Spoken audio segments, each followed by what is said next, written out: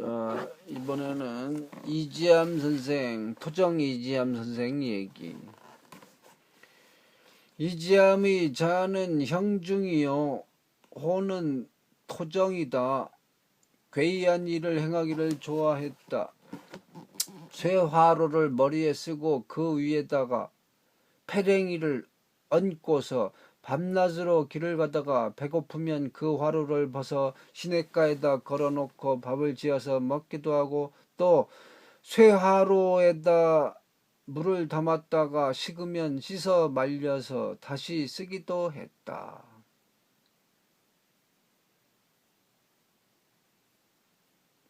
잠이 오면 길가에다 지팡이를 꽂아 놓고 서서 자는데, 서서 자는데 왕래하는 소와 말에게 부딪히면 동서로 움직여가면서 자다가 4~5일이 지난 후에야 비로소 잠이 깼다. 어느 날 그가 한 곳에 이르러 돌로 변하여 길가에 누우니 사람들이 보고서 돌이라고 말했다. 그때 한 노인이 소의 등에다가 소금을 싣고 그 앞을 지나가다가 돌아보고 꾸짖기를, 심하도다 이지함의 장난이여. 내가 이런 해귀한 일을 하지 않는다면 내가 너를 군자로 대우해서 올바른 학습을 시켜주겠다. 라고 하니 토정이 그 말을 듣고 놀라 일어나 쫓아갔다. 그러나 그 소가 가는 것이 날아가는 것 같아 한 산모퉁이를 지났는데 그 간 곳을 알 수가 없었다.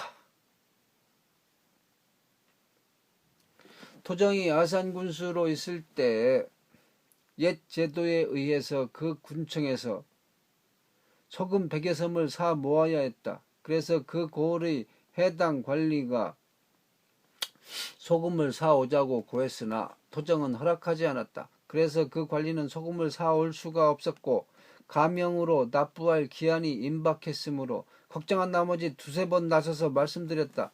그러자 하루 저녁에는 토정이 관예 수십 명에게 명하여, 관예가 이제 하인들이야. 관청 하인들 수십 명으로 하여금 명하여 삼태기와 삽 등을 가지고 배를 타고 바다 위로 남쪽을 향하여 갔다. 토정은 손에 꿩의 꼬리를 들고 법대로 배를 움직이니 배가 가는 것이 나르는 것과 같았다. 그래서 한 곳에 다다르니 하얀 산이 하늘에 닿을 것 같았다. 배를 그 산 밑에 대고 관예들로 하여금 그 산 밑을 파괴했다. 그랬더니 그 산이 모두 소금으로 되어 있었다. 그래서 삽으로 파고 삼태기로 날라 순식간에 배를 가득 채워가지고 돌아와 곧 가명에서 배당한 분량의 소금을 갖다 바치고 남겼는데 나머지를 다 쓸 수가 없었다. 토정이 젊었을 때 서화담의 문화에 가서 공부할 때 그 집 종이 사는 사랑채에서 살고 있었다.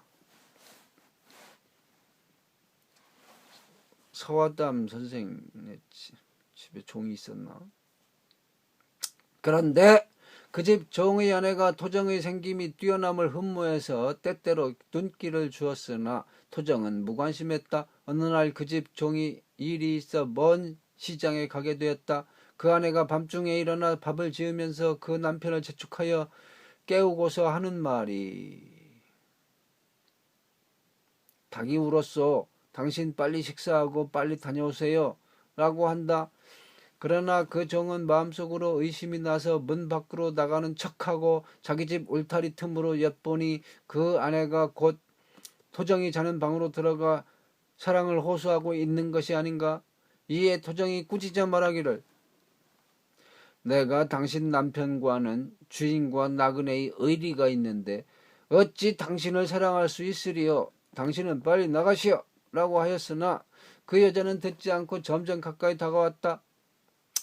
도정이 대로하여 지팡이로 때리니 그녀는 울면서 좀 떨어졌다가는 지팡이를 놓으면 또 다가왔다.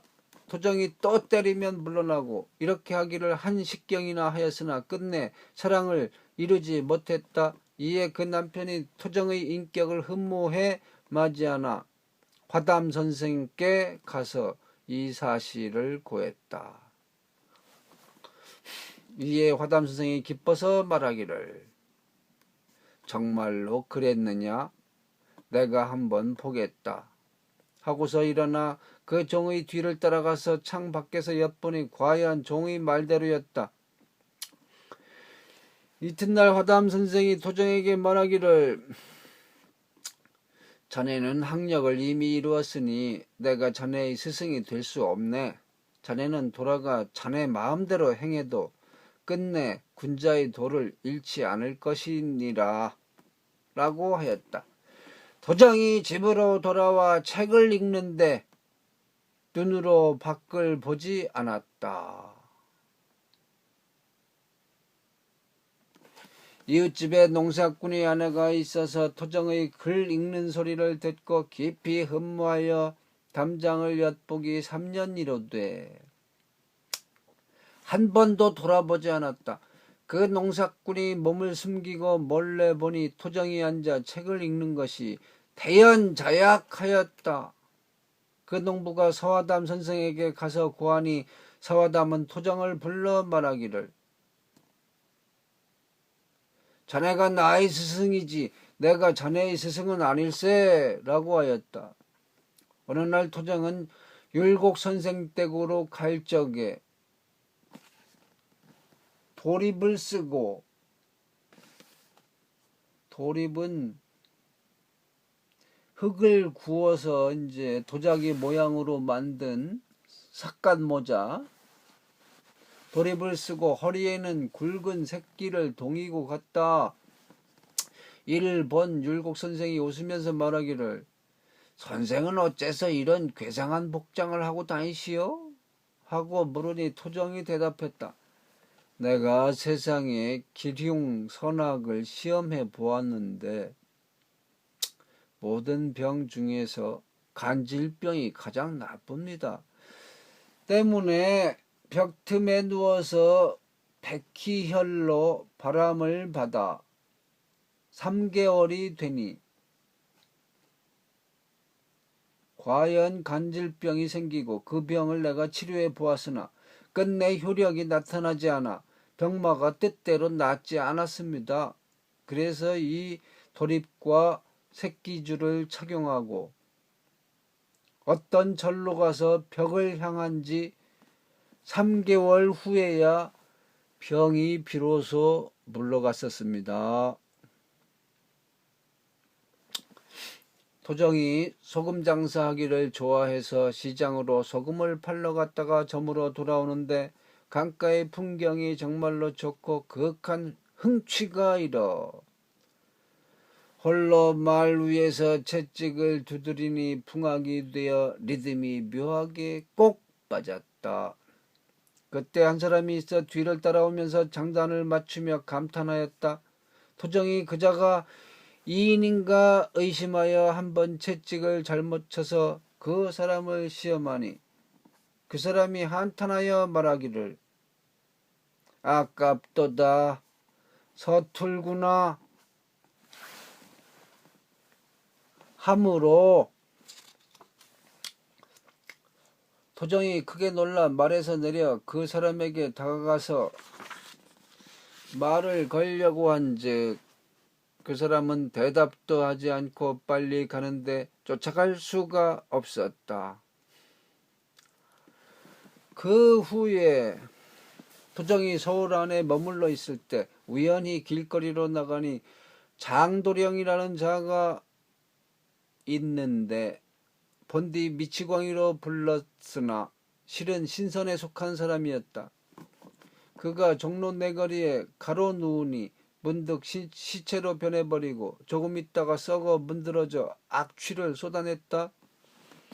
사람들은 모두 피하여 다녀 길거리는 텅 비었다.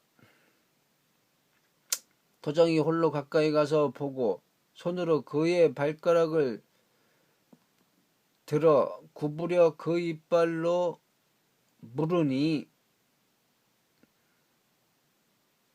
장도령은 아파 일어나더니 문득 간 곳이 없어졌다. 토정은 학식이 고명하여 스스로 처사로 여겨 벼슬길에 나가지 않았다. 그래서 당시의 사람들은 그를 철관도사라고 불렀다. 철관도사, 쇠로 모자를 만들어서 쓰고 다닌 도사. 이제 쇠솥, 솥단지를 머리에 이고 다녀서 그래서 철관도사. 자, 그의 과부된 큰 누이가 매우 가난하게 살았는데 그 빈곤을 견디지 못함으로 토정이 그 누이 집의 가난을 걱정했다. 그때 장안으로부터 신리쯤 되는 동쪽 들판에 큰 연못이 하나 있었는데 사방이 오리쯤 되고 그곳 땅이 삼남으로 통하는 큰 길가에 있으므로 호조의 진정에서 불화를 받게 하였다. 그리고서 나무로 만든 인형 4개를 만들어 연못 안에 세워두니 행인이 무수히 왕래하는 곳이라 4개의 인형이 사람들을 보고 크게 웃으며 물결 위에서 뛰면서 춤을 추었다. 사람들이 모두 괴상히 여겨서 흙덩이를 던지니 인형은 맞지 않고 물속으로 들어갔다가 다시 나와 뛰면서 춤추며 크게 웃었다. 사람들이 모두 홀려서 돌멩이를 던졌다. 장한 사람들이 이 이야기를 듣고 모두 나와 연못가에 모여서 귀천, 노소, 관동 남녀를 막론하고 흙덩이를 던지고 혹은 돌멩이를 쉬지 않고 계속 던져 몇 개월 안에 그 연못을 메워버렸다. 그 뒤 논을 풀어 경작하니 곡식을 10,000마리나 생산되는 좋은 논이 되었다. 씨를 뿌려 처음으로 몇천 석의 소출을 내었는데 1,000석을 담아다가 누인의 집에 쌓아두어서 가난을 면하게 했다. 그 뒤 매년 노적이 이미 수천석이나 되니 그 누이는 가난을 벗어나 부자가 되었다.